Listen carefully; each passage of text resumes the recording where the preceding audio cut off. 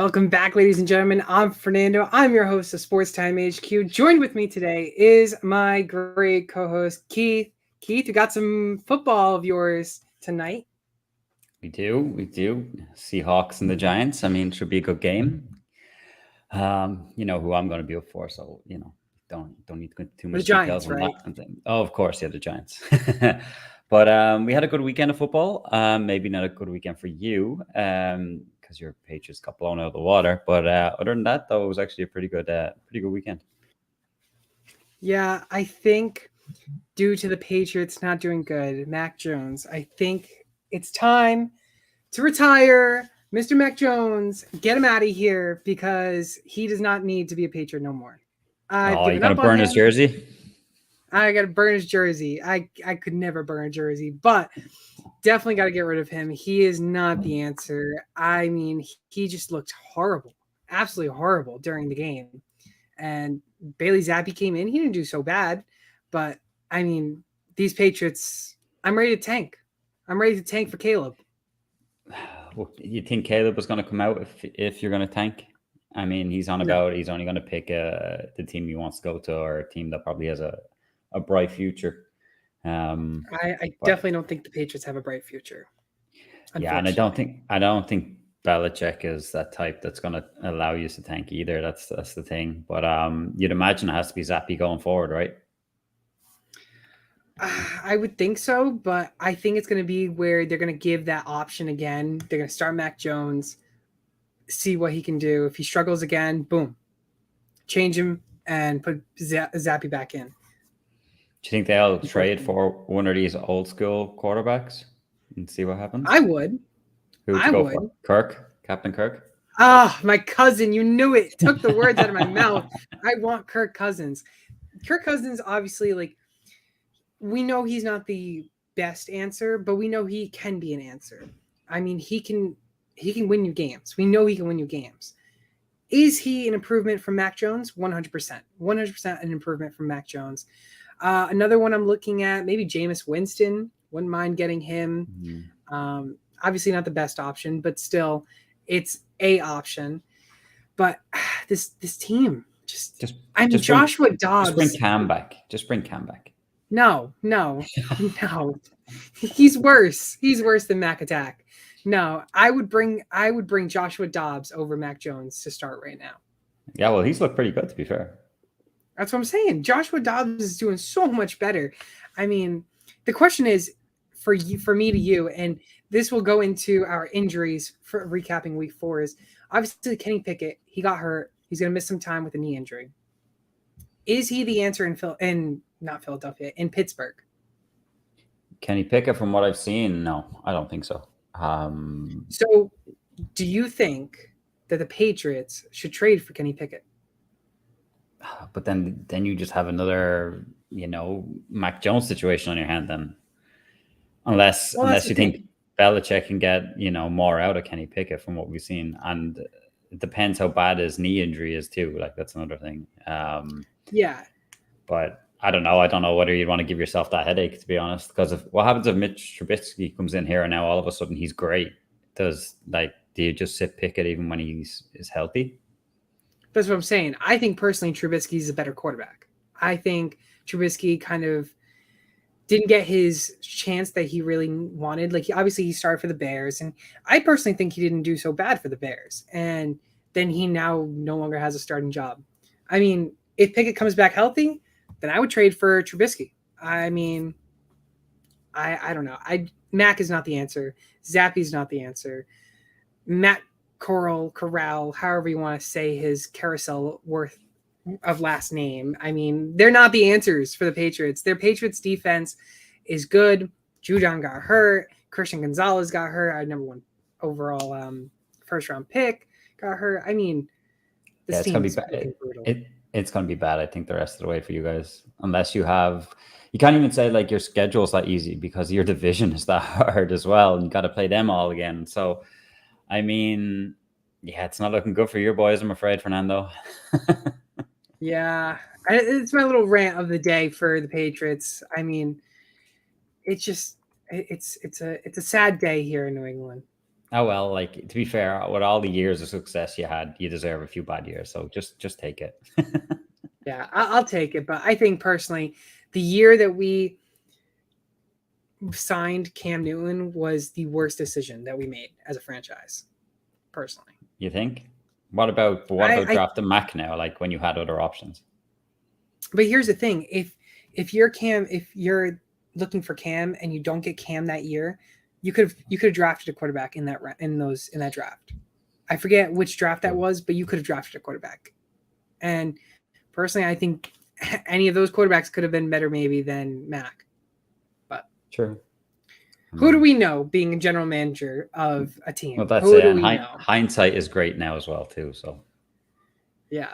And of course, in some other news of week 4 is the Swifties are back in action. Taylor Swift is now the profile pick for Travis Kelce on Sleeper. yeah, I seen that. That's ridiculous.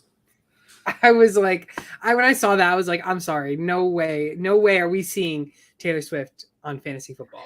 I know. I'm telling you. I told you it's a big PR stunt. They're all behind this. It has to be. It's. Have you tried crazy. Heinz's new sauce, the ketchup with seemingly ranch?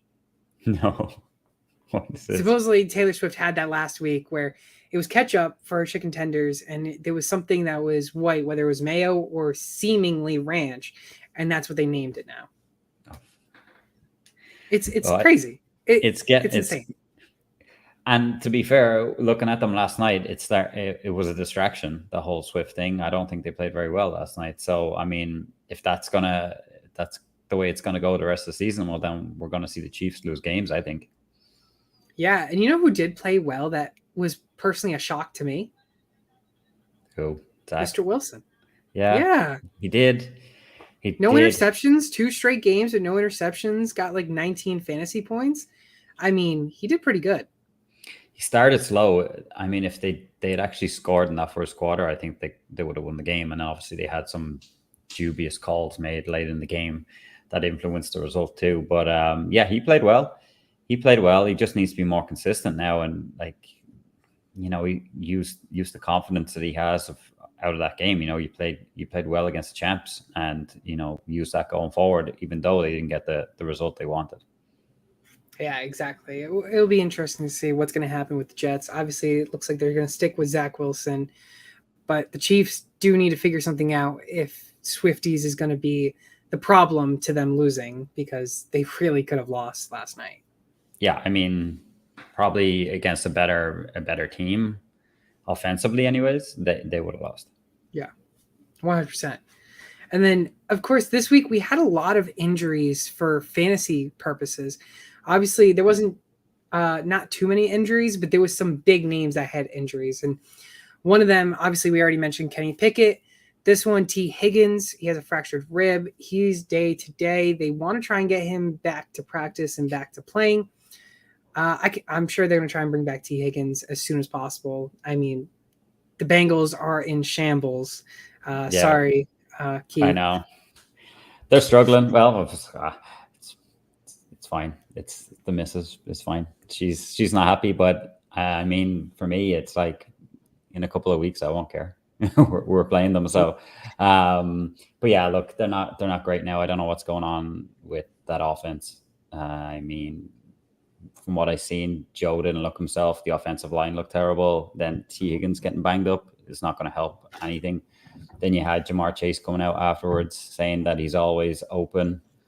Yeah, this stuff going on there inside the Bengals. Like I've been saying it before, I don't think Taylor is the answer. I don't think he's that good of a coach. I think he got away with it because the team was playing that well for so many years, and I think he's being found out now. So I think they're going to have to make drastic changes, and soon, because they're not going to be making the playoffs anytime soon if this keeps going.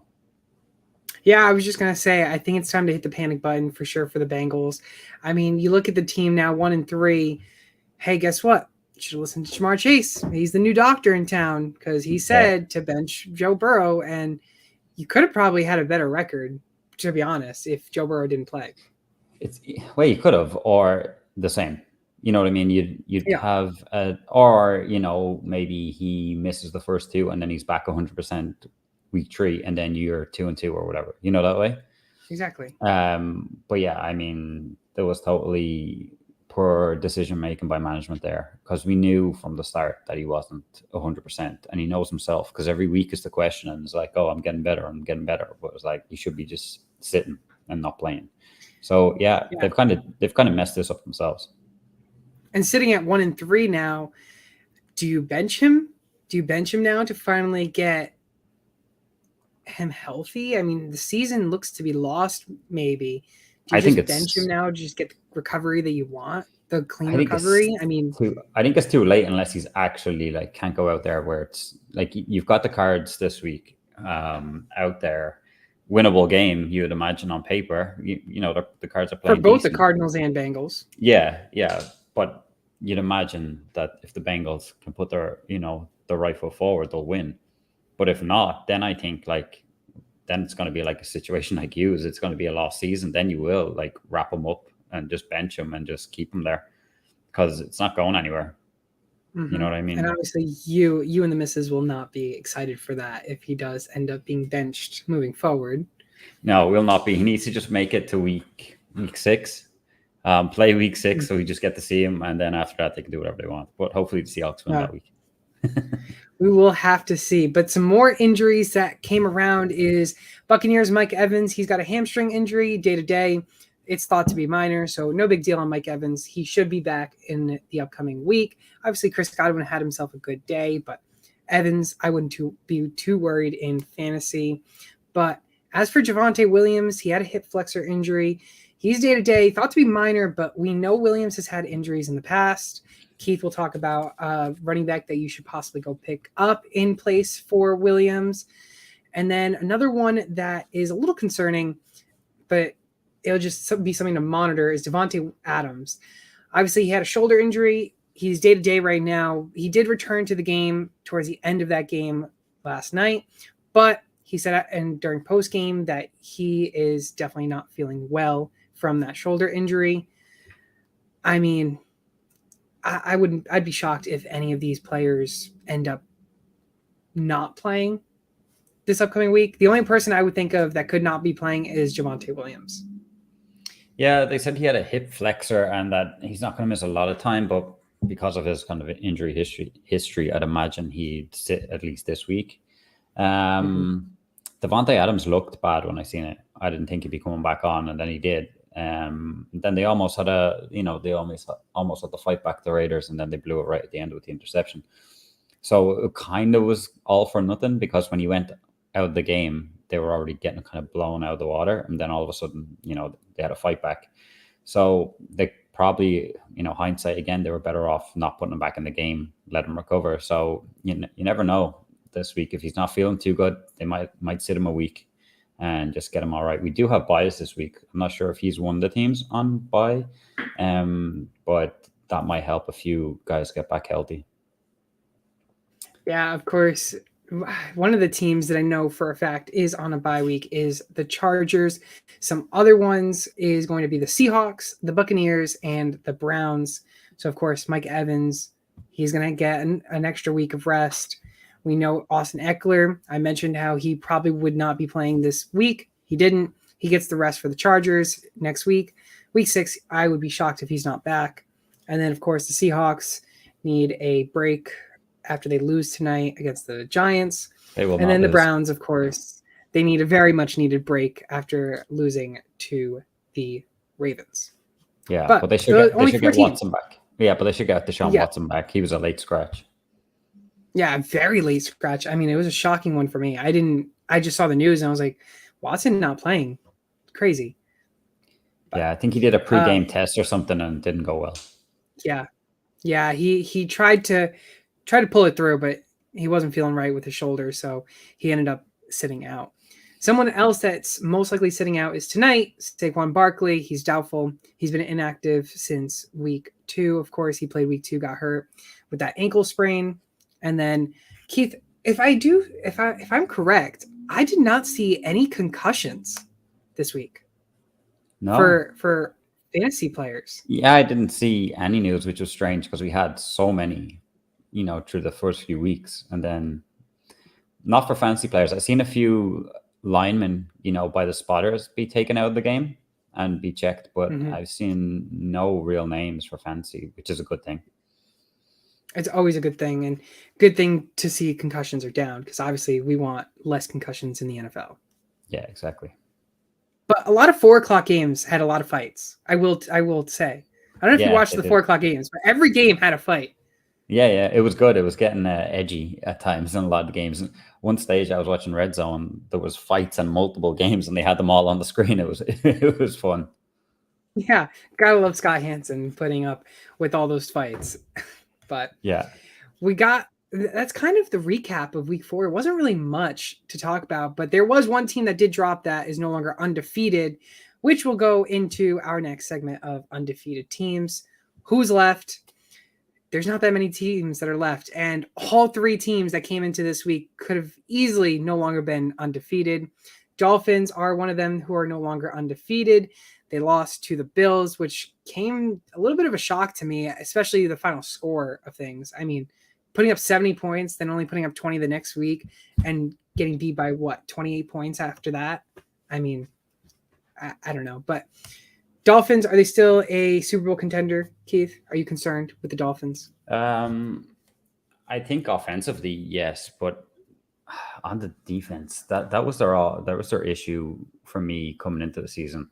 I mean, they lost a load of cornerbacks, like Ramsey came over and then he got injured. Then they lost another guy, so they're very young there in that position. And then the Bills just took complete advantage of that this week.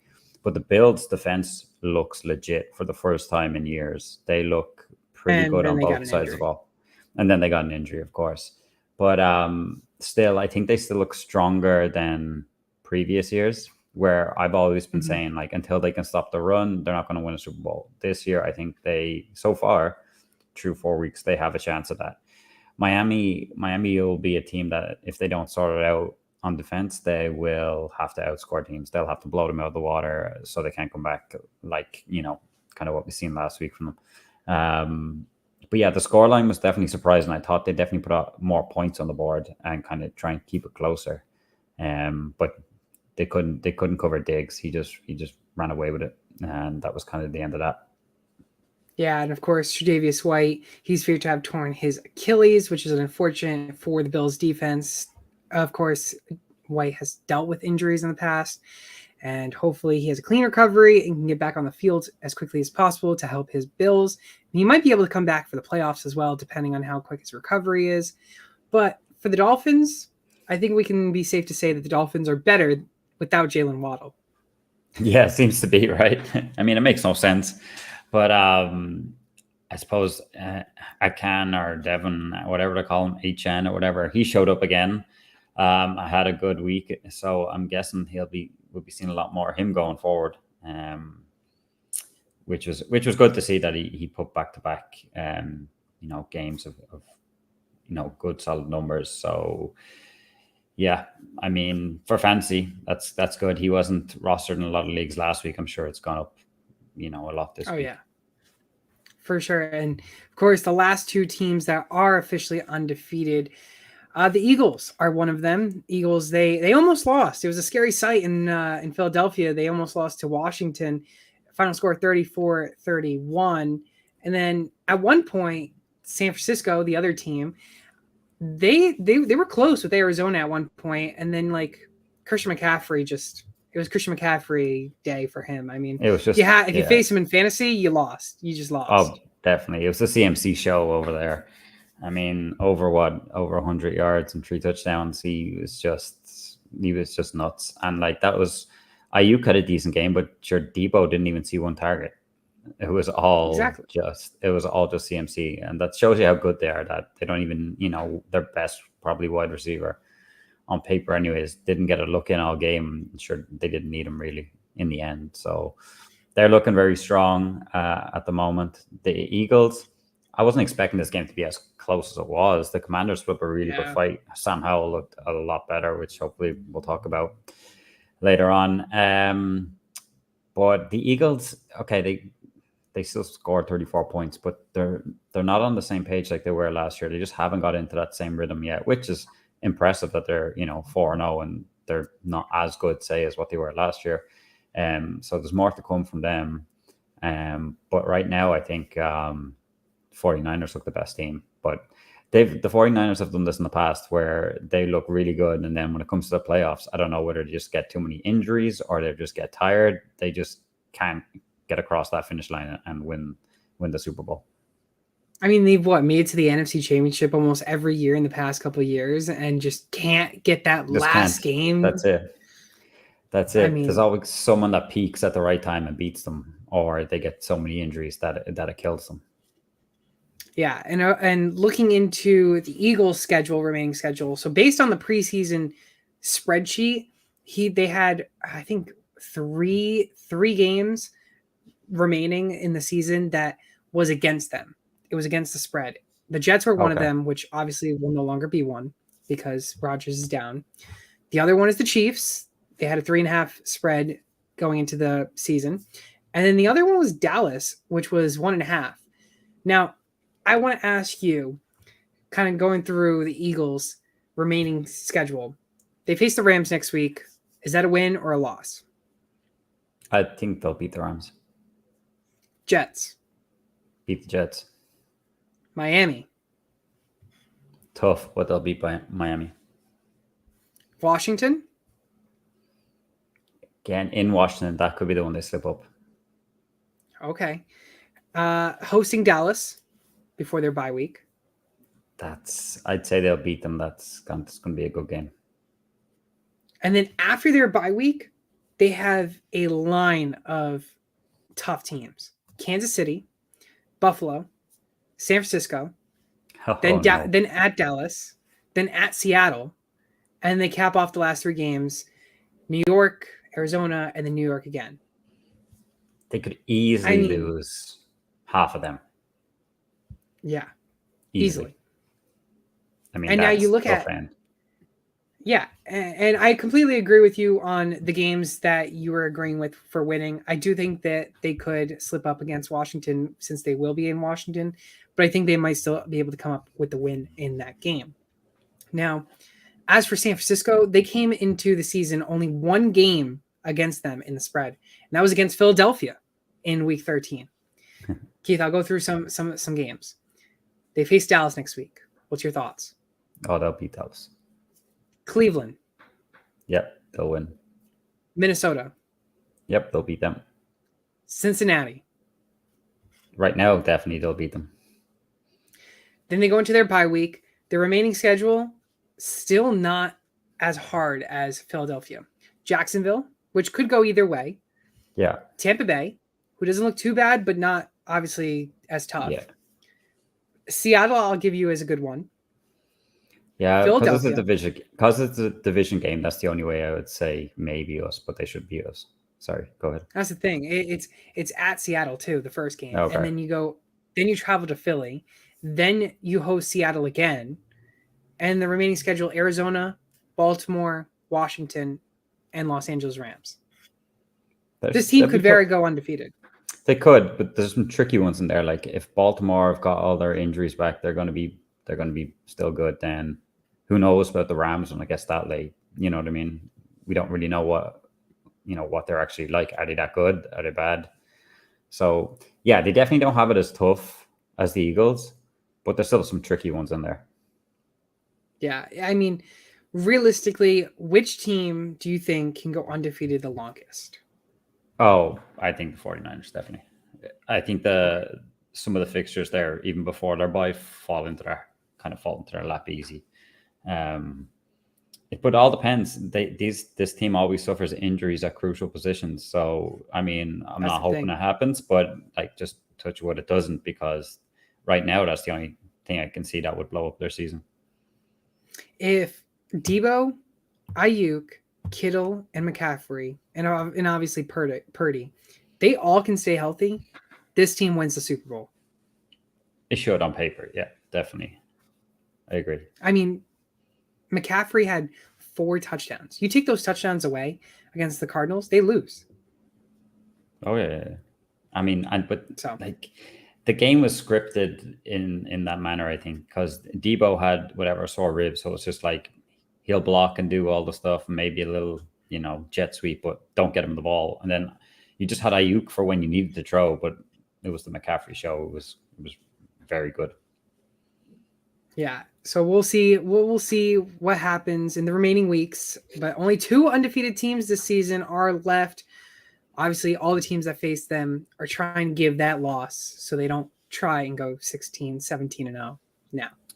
Yeah. But time to go to our waivers. But before we go to our waivers, be sure to use code SportsTimeHQ on Underdog Fantasy. They'll match first deposit up to $100. So go get to Underdog Fantasy. Go bet. Easily get some $100. And who knows? I mean, I know one of my friends almost just won $600 from a $20 bet. And boom, you still have $80 to spend. He didn't win it, but obviously you still have $80 to spend some more. So go give the chance, but obviously bet responsibly. And if you're looking to still purchase a trophy, ring, or a belt, go to trophysmack.com/sportstimehq. We got the MLB playoffs. If you want to have some competition on the playoff challenge for baseball, obviously go do that. Go see if your buddies want to go chip in some money. Go get yourself a trophy, ring, or belt. Obviously, we got fantasy basketball coming up, fantasy hockey coming up as well. So, hey, you got some good opportunities to get yourself some good stuff on trophysmack.com/sportstimehq. But it's time to go to our waiver wire quarterbacks.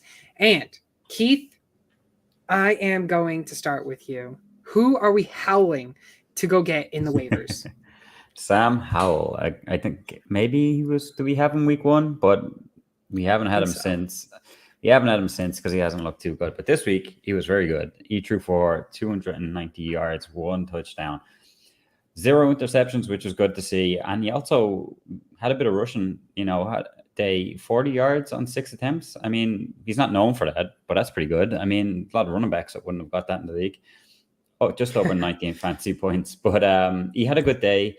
He has a nice fixture next against the Bears, who, blew that lead against Denver. And I mean, I think this is a game where he's gonna do well again. The Bears, I think, are gonna throw all day because they can't defend for their lives. Maybe Fields will run, but I think this is an opportunity then for Sam Howell to just throw bombs to Dotson, Terry McLaurin.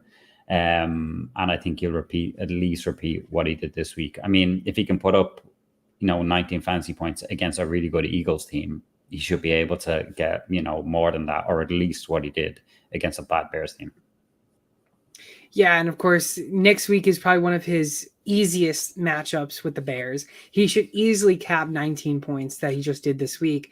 And based, of course, from CBS Fantasy, if you look at their stats, quarterback versus that team, the Bears are the second best defense to play for quarterbacks. I mean, they're giving up 25 fantasy points on average a week to quarterbacks who they face. So Sam Howell can easily get to 20 points, or should easily get to 20 points. I mean, Scary Terry's there. You got Logan Thomas should be coming back. You got Gibson, Robinson, who's been a star there so far. Yeah. Dotson, Curtis Samuel. I mean, the team can easily help him out and get to 20 fantasy points. So I love the pick. I love Howell. I'm howling. I did just get word that we do have one person in concussion protocol. That's Jimmy Garoppolo. He is still in. He's still. Protocol. Yeah. Okay. Well, at least nobody knew. That was from the previous week. Yeah. Nobody knew. But yeah, no, I love your pick. I mean, he's kind of like a high-end QB2, in my opinion, this year. I was high on him like that. I thought he was good enough to be that. I mean, he started off well-ish, I suppose, week 1, then went flat for 2 weeks. But I mean, again, it's going to be about consistency and matchups. But I mean, if you can put this performance on every week, you'll definitely be what you said, high-end QB2. Exactly. And you know what? I think Washington's found themselves a quarterback for the future, because I think Howell can really get it done. I mean, he's been putting up a lot of tough games. I mean, the Eagles, for instance, they almost won against the Eagles. Yeah. The only thing is Ron Rivera is very quick to change quarterback when things start to go wrong. So go sideways, yeah. Yeah, he'll need to make sure that he's not bad over, a 2-3 game period, because otherwise he might find himself on the bench. But as of now, he looks good, and he's definitely one who you can start. Yeah, I like Howell for a pickup. And on sleeper formats, he's just under 20% owned. So obviously he's a good pickup and he's available in a lot of leagues. As for my guy, he is my offensive rookie of the year candidate, and he should win it this year. I think he was better than Bryce Young coming into drafts, and I still think he's a lot better than Bryce Young in drafts, and he's played very well. It's CJ Stroud. I love this quarterback. Love Stroud. He's 54.3% owned in sleeper formats. Scored 28.8 points against Pittsburgh this past week. That is now 3 straight fantasy weeks that he's gotten 20 plus points. He's right now a low-end quarterback 1. Easily low-end quarterback 1, high-end QB 2. He's right now ranked as a quarterback 10. Obviously, you still got tonight's game, but quarterback 10. And then he faces the Falcons this week, who gives up on average 18 points to quarterbacks. And then you got New Orleans the following week, who gives up 17 points a game on average to quarterbacks. So Stroud is personally an easy must-start candidate, in my opinion. I know if I have him in as many leagues that I have, he's going to be in my starting lineup in two quarterback leagues, and I might realistically be fine starting him over Fields, over Lawrence. I mean, we know that those people have been a little iffy this year.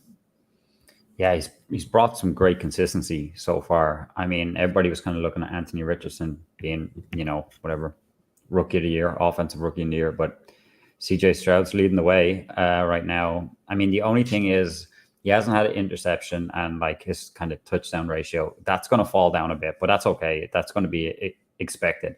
But this Texans team looks a hell of a lot better, and a hell of a lot better with him at quarterback too. I mean, him, Nico Collins, Tank Dell. He finally found Schultz as well this week. We talked about him. No, actually, he didn't even find Schultz.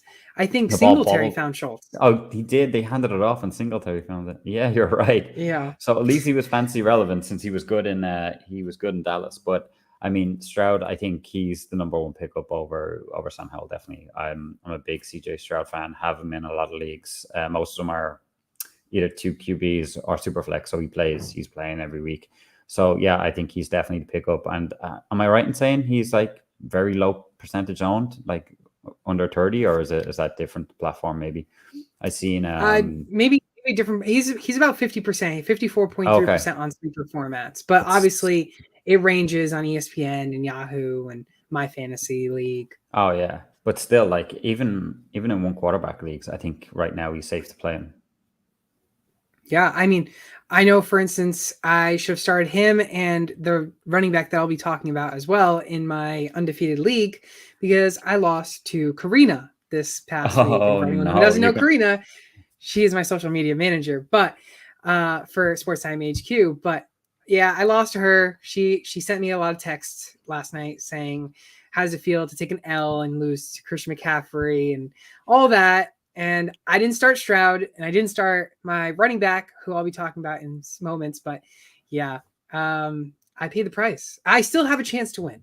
I need Seattle's defense to score me 20 to 30 points, maybe. DK to score me 20 to 30 points. I'm down by maybe 50 points. And there's a chance. We just need Seattle to be like the Cowboys defense tonight. They're getting better, but that's not going to happen. Not a chance. Yeah, there's a 1% chance of me winning. Yeah, DK maybe can get you what you want, but no way the Seahawks defense will do that. Unlucky bud. Yeah. Yeah, it's an unlucky. I'm playing the small violin, just like how Katie did with the Bengals. Yeah. But yeah, CJ Stroud, definitely a good pickup to play. I mean, I love him. Sam Howell, another great one, of course. Keith, that was a great pick from you. 19.7% owned in sleeper formats. Some other quarterbacks to take a look at is Russell Wilson. He's got you 22.2 points. Somehow came back against the Bears and won. Looked ugly, though. Yeah. Joshua Dobbs, another good one, 23.4 points. Mitch Trubisky, I put in there as an alternate because the fact that he's a backup in Pittsburgh and Kenny Pickett should miss some time. We've seen Trubisky do well in fantasy in previous years. Of course, one year, I think the highest he finished was, I think, quarterback 15, which is still a nice quarterback too. So if you need him for super flex, he's a good spot. And then Zach Wilson, I'm not saying to go pick him up and start him, but Zach Wilson, a very good streaming option. I agree with most of them. I mean, Zach Wilson needs to show what he can do more. I mean, we've had one game and we've seen that. Like, I mean, we need to see back-to-back games of that before people could be confident. But the rest, yeah. I mean, Russ is going to be good because that Broncos team are so bad and he's going to have to keep throwing. So he's one definitely to pick up as well. Yeah, I'm not saying go out and go get Mr. Wilson. And obviously, for people who listened to get Jordan Love for me for the last 3 weeks, well, he's finally over 70%. So we don't have to talk about him anymore. But Jordan Love, he did great. I mean, it was a little scary. He lost to the Lions, but hey, it is what it is. But moving on to our running backs, and I'll start with mine. It's Khalil Herbert. Finally, he gets the touches that we're used to seeing from him. I personally think he's the running back this season. I don't think Roshan should be the running back for the Bears. You give it to Khalil Herbert, and look, he can do things. You know he's a good running back. Khalil Herbert, 18 attempts for 103 yards. He also had 5 targets, caught 4 of them for 19 yards and a score. He's got Washington next week, who's given up 14-plus fantasy points to running backs in the last 3 weeks. And overall, they're giving up, on average, 14 points as well a week. But he's 65% owned. He just got under 70% owned going into this week. Now, seeing his performance this week, he's probably going to go back up to over 70% owned. Herbert needs to be on your roster. I don't know why he's not. He's technically a starting running back for a NFL team, and he should be a starter, or he should be on your bench at least in your fantasy leagues. Yeah, I agree, I suppose. I always like the talent with him, but I was on the Roshan Johnson train just purely because at the start of the season, we didn't really have a clue who the actual starter was going to be. I mean, Deonta Foreman was thrown in there, but I think he's been healthy scratch the last couple of weeks. Yeah, like he had a good week this week. He needs to prove it again. I mean, so does Justin Fields. So does a lot of these players on the Bears team, let's be honest. We haven't seen many good weeks from these, but they need to stay consistent. They need to play, Khalil Herbert as the main focal point and leave it at that. If you want to mix in Roshan a little bit, then fine, but it needs to be a lot of Khalil Herbert going forward. But I do agree that he needs to be picked up because the running back landscape in fantasy right now is just terrible. And like you said, he is a starting running back for an NFL team. So it's an easy pickup. Yeah, and you look at Roshan's stats, he's not had more than 8 rushing attempts. And the one time he did have 8 rushing attempts had about 38 yards. I mean, the one thing that was a concern was week 1 when he had 7 targets. But after that, he's seen 2, 2, and 1. So realistically, I'm not too concerned with Roshan getting into the mix. I think it's Khalil Herbert's backfield. And I think we're going to see more of that moving forward now that the Bears finally learned how to use their running backs properly. Yeah, I was actually reading something this morning, though, about Roshan Johnson. He's got more PPR fantasy points than Gibbs from the Lions. Who does? Herbert? No, Roshan Johnson. And Roshan Johnson hasn't featured a lot. Yeah, apparently so. I was reading it this morning. Sounds a bit mad, right? That wow. that shocks me because Jameer was what, a 3rd, 4th round pick in fantasy? Maybe 2nd. Oh, maybe 2nd. Yeah, he was creeping up there. So yeah, 2nd. It's interesting. I mean, he's going to get better. I still believe as it goes on, he'll get more touches and all that. But I just thought it was interesting as of now. Yeah, I didn't know that. And Roshan, you probably what, undrafted? Oh yeah. Maybe definitely, late last late rounds. round. Yeah, I picked them up after week 1 when they weren't really sure what they were doing. But yeah, it's definitely probably undrafted in most leagues. And of course, Roshan not being your waiver wire pickup, but I'm sure you are McLovin, this guy.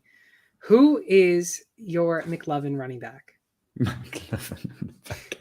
I picked Jaleel McLaughlin. Random name. Never really seen this guy play much up until this season. But we spoke about it earlier. Javonte Williams. Sorry, I'm just thinking, who is this guy? Like, I know. Looking at his name, you just don't recognize the name. No, not at all. And I mean, yeah, he's a guy in the depth chart, but he's come to the fore now. And like we were saying, with Williams being banged up, he's definitely going to be out, I think, this week, in my opinion. And he didn't do too bad, McLaughlin. He rushed 7 times, 72 yards, 3 targets, caught them all, and he had a touchdown. I mean, 19 fantasy points. I'll take it. I mean, he's only 1.8% owned in leagues, so there's a lot of them out there. And like I said, the running back landscape sucks big time out there. So maybe it's a deeper league play, maybe not, but I think you can definitely mix him in. I mean, he can be a flex on bye weeks at worst and see what happens. But I think I would pick him up if I'm in need of a running back in leagues. I would definitely take a chance on him. Hey, he finished this week as an RB1, which many people. I mean, yeah, you got the 1.2% or 1.8% that have him, but only 1% or less than 1% started him, which is shocking. The fact that 1% still managed to start him, but he got you 19.4 points, and you talk about how Javonte might be missing some time. He was efficient on the ground because obviously he only had 7 touches, but those 72 yards off those 7 touches, that's good yards per carry numbers. I mean, that's double digits, 10.29 yards per carry, and not to mention getting those targets. I thought Samaje Perine was going to be the guy, but it looks like McLaughlin is.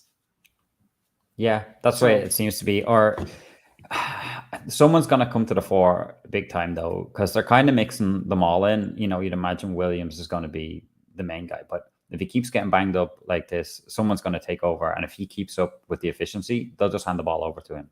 So why not get him now before that happens? Personally, as a Bronco running back believer, I think that we should have kept Philip Lindsay. Oh, yeah. Loved Lindsay. Lindsay. They just don't care about running backs these days. No.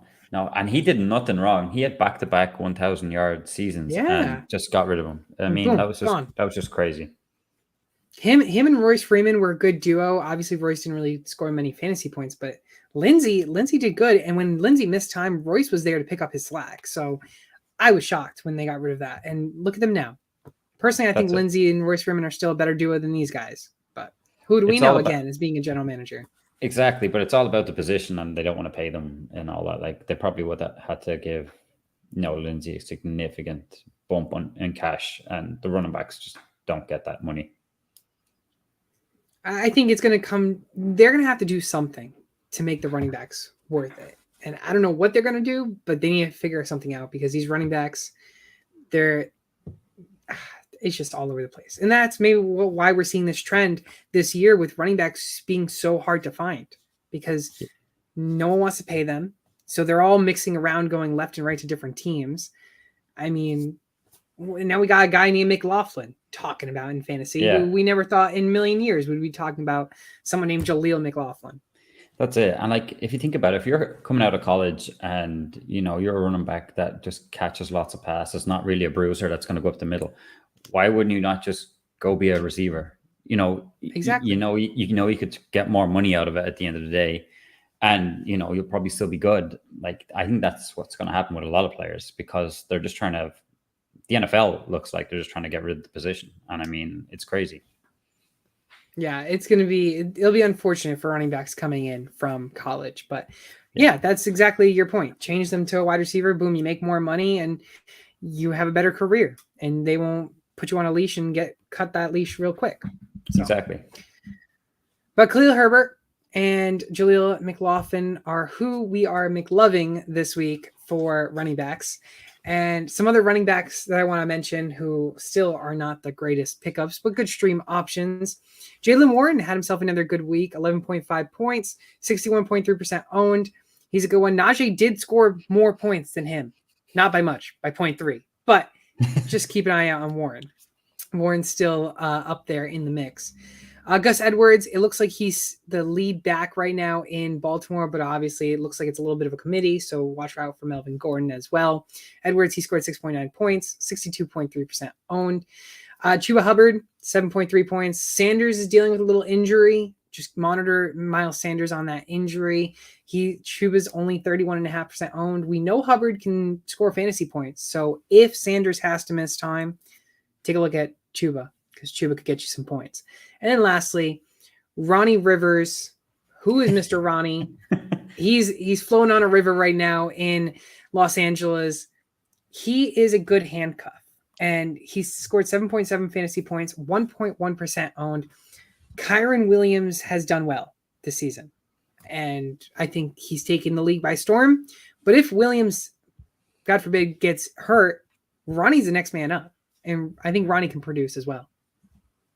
Yeah, I don't disagree with any of them. I think, like you said, Kyron had a good week, but Sean McVay he's always been on that they need to get other running backs in there to give Williams a break. So yeah, Rivers definitely a good shout. I like that pick. Yeah, and that's all we got for running backs. Obviously, those are streaming options, but Khalil Herbert and Jaleel McLaughlin are our main two waiver wire ads of the week for running backs. Now it's time to go to our week 5 waiver wire wide receivers.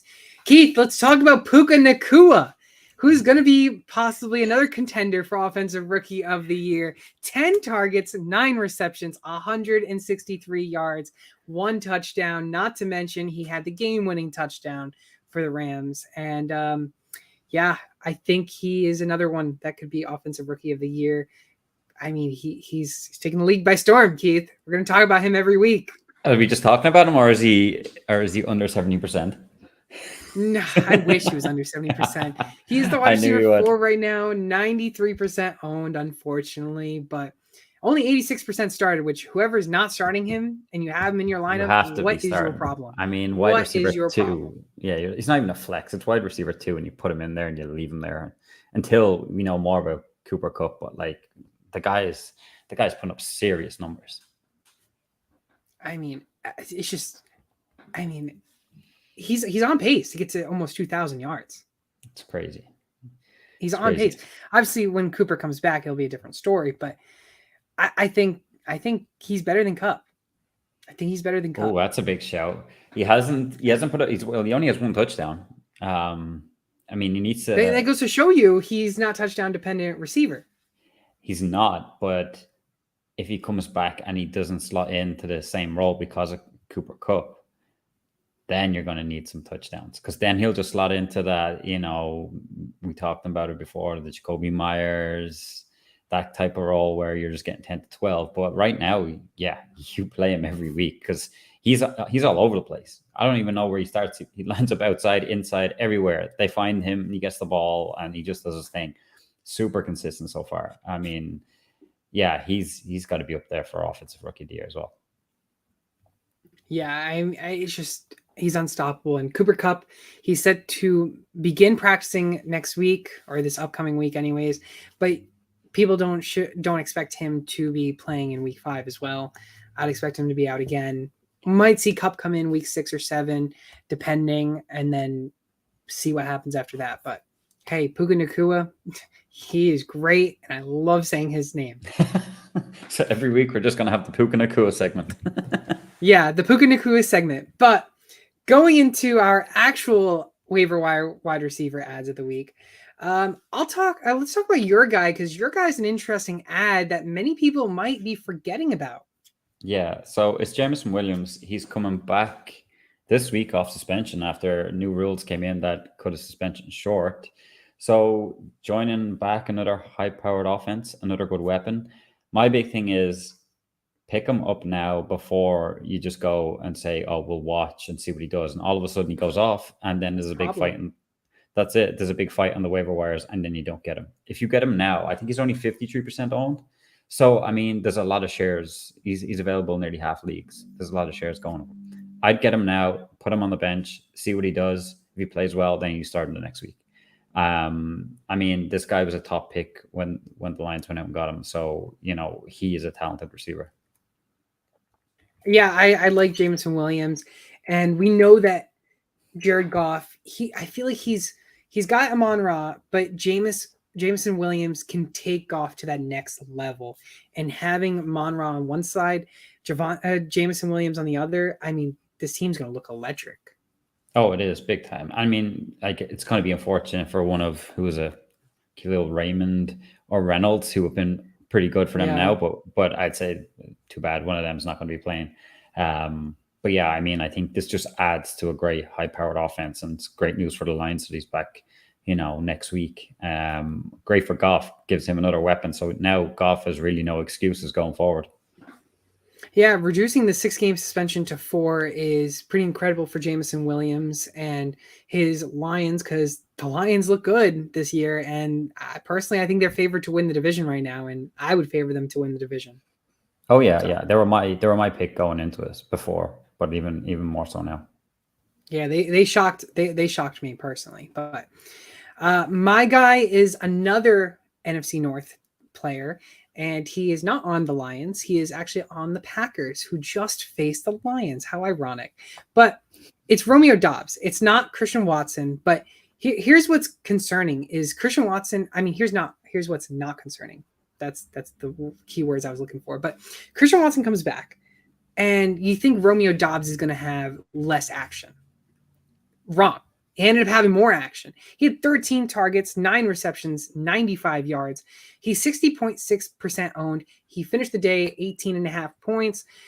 3 of his first 4 weeks, 18 plus points. I mean, he's exactly gotten like 18 and point whatever number of points in those 3 weeks, which is crazy. But last 2 games, 25 targets. I mean, this is like Puka Nacua numbers. Not literally fantasy wise, but target share wise, he's getting a lot of targets. And Watson wasn't even the leading target guy. Jordan Love is loving Romeo Doubs more than Watson that past week. Watson only had 4 targets, caught only 2 of them. He did get that touchdown, which saved fantasy managers who played Watson, because he finished the day with 10.5 points. But next week, they're facing the Raiders. 24 points a game they're allowing to wide receivers. I think Romeo Doubs can eat into that 24 points. And I think that the wide receivers for the Packers are going to have more than 24 points. I think we're looking at maybe Watson can have another 10-point game, Doubs maybe another 15 or plus game. I like Romeo Doubs a lot. I think Romeo Doubs is better. And don't forget about Jaden Reed. Jaden Reed's also been in the factor there too. Yeah, I think we said it on previous shows that they already had the connection, Love and Dobbs, and they looked really good. And then everybody was saying, yeah, well, Watson's out injured and he needs to be added to the mix. But he comes back and he still produces even more than what he was doing beforehand. So he's a guy I really like as well. I was after him in all my drafts purely for value as well, because you had to go get Watson, way earlier, and just wasn't interested in that, especially, in hindsight, he got injured and he's been missing. So, I mean, I like the pick. I really like the pick. I think the connection's there. I think he's putting up almost wide receiver 1 numbers at this stage, target share wise. I think he's a must start wide receiver 2 going forward and needs to be owned in a lot more leagues. Yeah, I completely agree with you. I mean, I like Dobbs, and the fact that he's 60% owned, I think we're going to see him go over 70% after this week. Yeah, I'm sure he could go off against the Raiders. The Raiders are just a bang average team on both sides of the ball, in my opinion. So, yeah, I think he's going to put up another good week. Yeah, we'll have to see what ends up happening this week. But Jameson Williams, Romeo Doubs are our top 2 wide receiver ads of the week. Some other ones that I should have talked about, but ended up not actually having him as my top guy, which, I mean, I flip back and forth between whether Dobbs or Palmer is, but Joshua Palmer, why is he still being talked about? 68.3% owned. I told you guys that he is more important than Quentin Johnson on that offense. Joshua Palmer, 10.7 fantasy points. He is the wide receiver 2 there. Now Herbert, he got a little injury on his one of his fingers.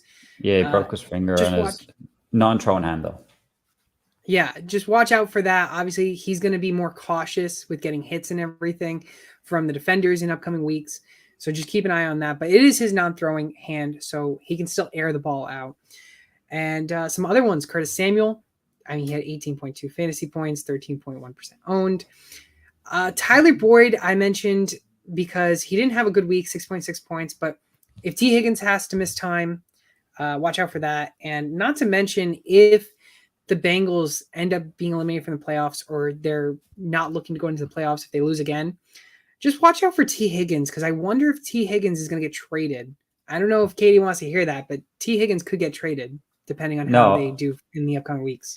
No, we agree. We're actually only talking about that. I mean, but it sounds of things they're not going to give him a contract, or the most they do next year is franchise tag him. So if it's worth, or someone offers something they like, I think they'll be better off trading him.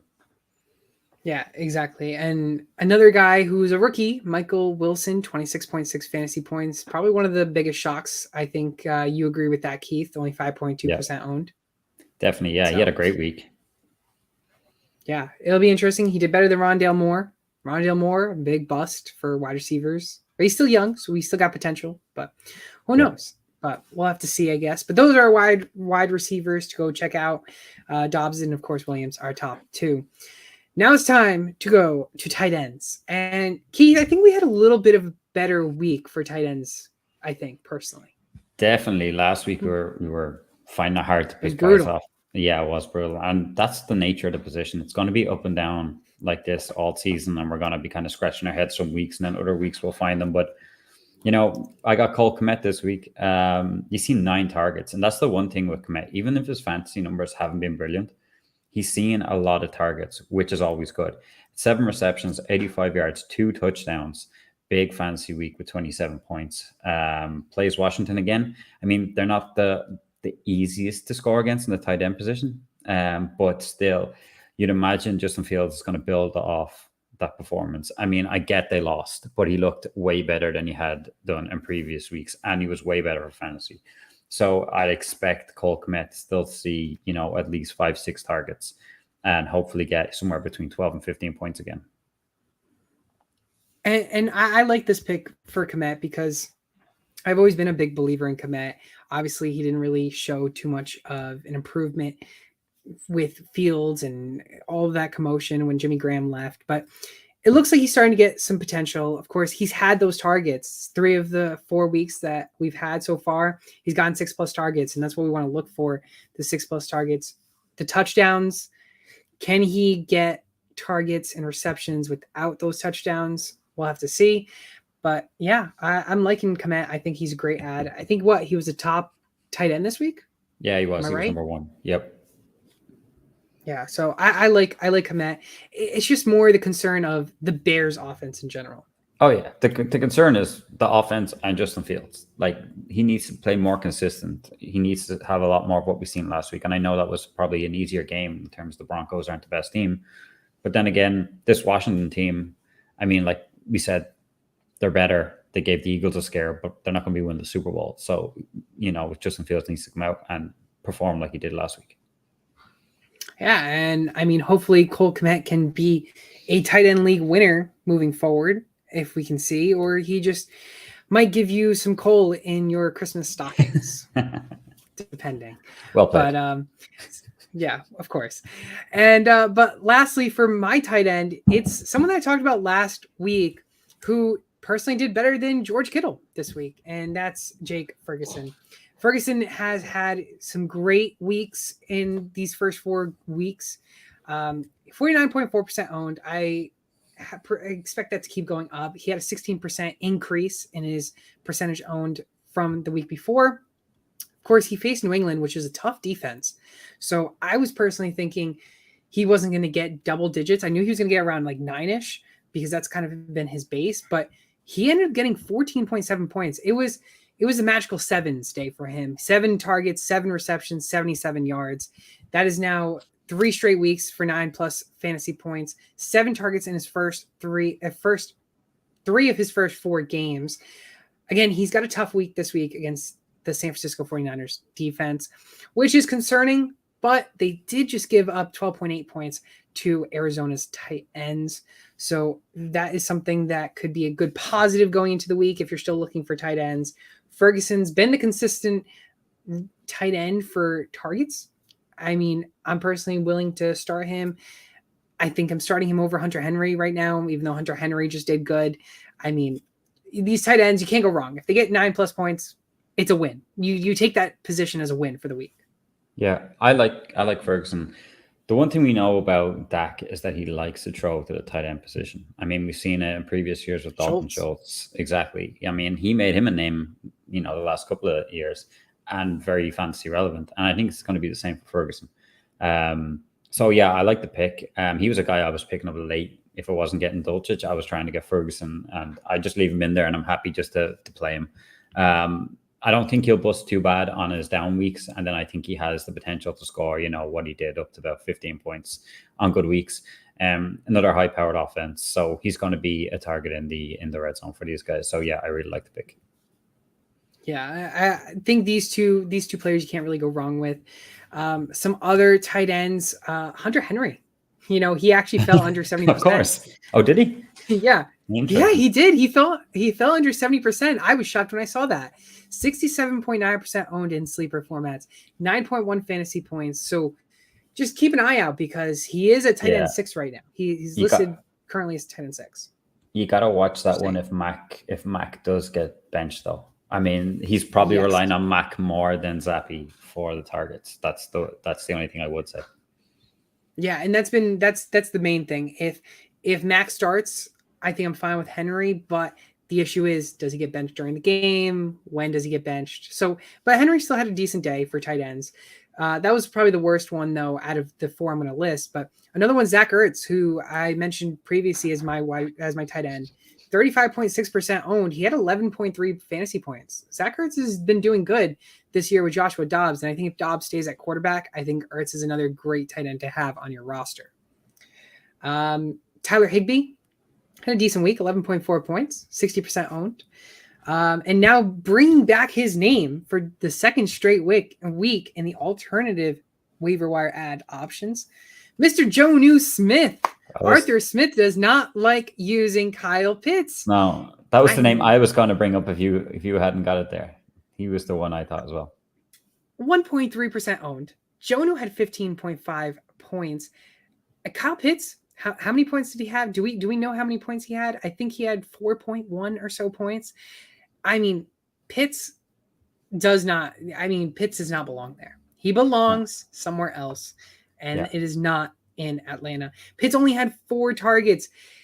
There's only been 1 week where he had 6 or more targets, and that was last week against Detroit when he had 9 targets, and he only had 5 receptions. Every single other week, he's only caught 2 of his targets. It's concerning that Jonnu Smith is doing better than Kyle Pitts, but maybe Arthur Smith just likes Jonnu Smith because, hey, they could be related because it's the Smiths. Who knows? But Jonnu Smith is another eye to watch.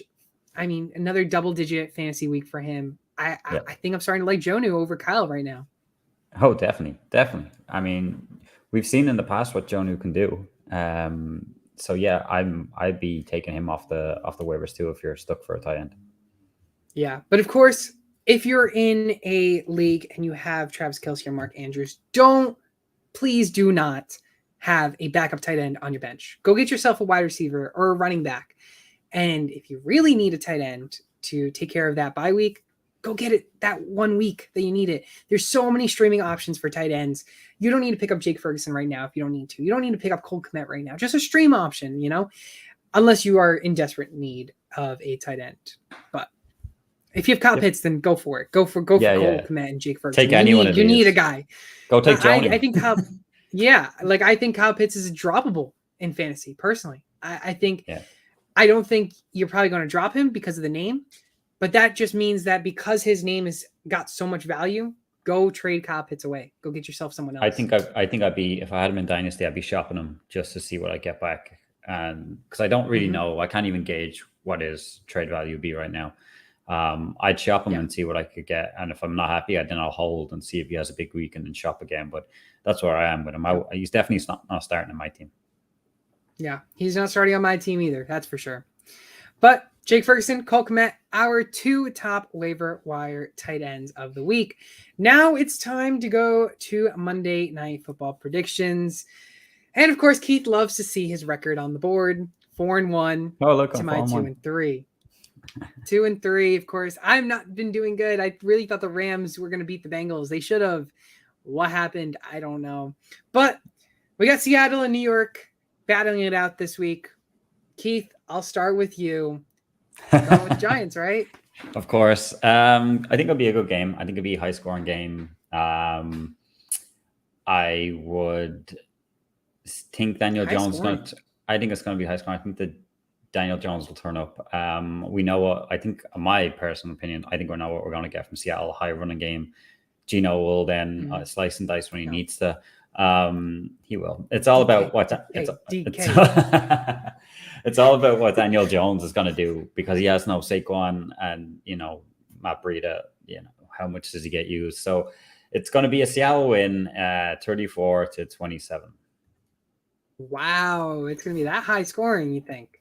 Yeah, I think so. I mean, Giants defense is not that good, and we're getting there. And we actually have a lot of injuries back. I know Jamal Adams is coming back tonight, and I think Reek Woolen's coming back as well to start in corner. So we definitely have a few players back, but there's going to take them a while till they find their feet. So I'm expecting the Giants to put up a few points.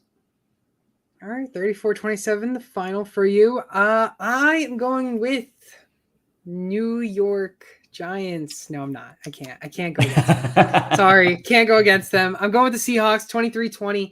I think it's a very close game, actually. And I think it's going to be low scoring. We've seen Monday Night Football be very low scoring in this season anyways. 23-20 seems pretty reasonable. DK will get most of the receptions, targets, touchdowns, and also the other touchdowns from Seattle are going to come from the defense when they're going to get pick 6 off of Daniel Jones, because Metcalf's going to get all the touchdowns and he's going to kick it over the bar himself on the PATs. Yeah, we need DK. We need Seattle's defense. Let's go. I know, but I do think Daniel Jones is going to struggle because Matt Breida is going to be in there, and Breida isn't so efficient as running back with Barkley, so they can't really rely on the run game. They're going to have to pass. I think they're going to be down most of the game, if not all the game, and I think they're going to have to rely on Daniel Jones a lot, and I think he's going to be throwing picks. I hope you're right. The whole 27ers means Daniel Jones turned up and he's slinging out the water and stuff like that. The Seahawks never make these games easy for themselves. Look, your game is tight. I mean, mine is not as, but I'm trying to be positive here and say we're actually going to win by a few points and not make it hard. But there's definitely, reasons on both sides there for, Daniel Jones to be good or just totally flop. We've seen both performances this year from him. So yeah, we'll wait and see. It's going to be interesting to see what happens tonight. Hopefully Seattle doesn't heartbreak Keith once again, but we will have to see what happens. It's going to do it here, though. That's it. If you haven't done so already, though, be sure to use code SportsTimeHQ on Underdog Fantasy. They'll match first deposit up to $100. And hey, guess what? Darren Waller, 47.5 receiving yards. I think he's going to smash that over. So go get yourself some higher upside for Darren Waller. Tyler Lockett, 50.5 yards right now, receiving yards. That's a higher option as well. Kenneth Walker coming in at 11.5 receiving yards. I think he's going to get a lot of touches as well as possibly some receptions. So I'm also smashing the higher. Now, something I'm smashing the lower is Daniel Jones in the 34.5 rushing yards. Keith, I don't know if you want to chip in on any of them. Do you agree with all of those? I agree with all of them. I don't think Daniel Jones will. I don't see him rushing that much tonight. I think if anything. No. I think Seattle will have a spy or someone on him to make sure he's not running around doing too much. I don't see him rushing a whole lot. Yeah, I think I wouldn't be surprised if he get maybe 20 rushing yards, but 34.5 I think is too much. No, I don't think so. Too much. So take the under on that, and hey, go get yourself some free $100 by using code SportsTimeHQ. But once again, if you're looking to purchase a ring, belt, or trophy on Trophy Smack, go to TrophySmack.com/SportsTimeHQ, and you can get some cool little merch for your fantasy leagues. But that's going to do it here today for week number 4 recap. Of course, episode 7 we're on of this season. Once again, I was joined by my great co-host Keith. Go follow him all over social media at SwampDonkey_90, and be sure to follow him on Instagram at HuddleUp_NFL. I'm Fernando. I'm your host of Sports Time HQ. We'll see you all next week.